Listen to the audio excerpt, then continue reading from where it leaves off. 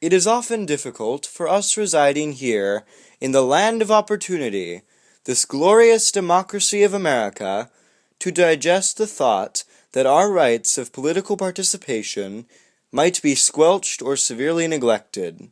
Yet, as foreign as these ideas might seem to us now, their presence is felt throughout the world, often heightened by corruption and narcissism, until they become great burdens on the nations they hold in their grip.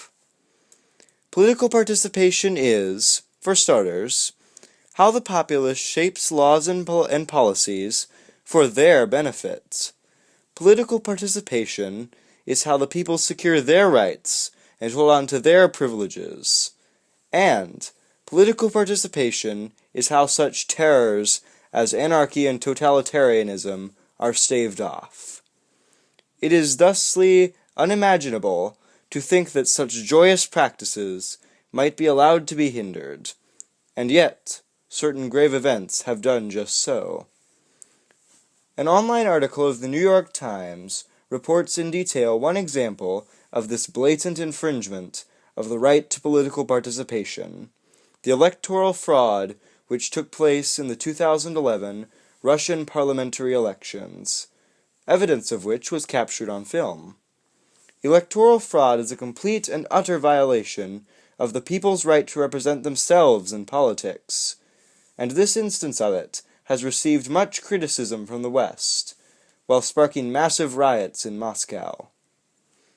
The potential for infringement of political participation by outside forces is well known, but a more subtle danger presents itself in the people's neglect of their own hallowed right. In his famed science fiction novel, The War of the Worlds, author H.G. Wells illustrates a common mindset towards politics in his protagonist statement that his life seemed so safe and tranquil. People are often frightened to take the chance of disrupting such a utopia by taking such actions as expressing complaints to a statesman, or attending a rally, or even voting. In fact, the United States Census Bureau reported that a mere 34.5% of people took a vote in various elections in 2014.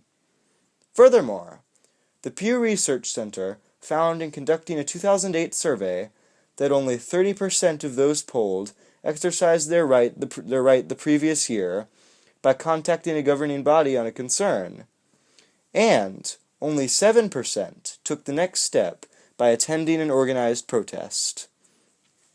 Political participation is how a citizen expresses his power, with those who do not effectively depriving themselves of it. And a stand simply must be taken to rectify these quite annoying circumstances. For our stand to be effective, we must be united. For our stand to succeed, we must be ready and willing to exercise the rights for which we fight.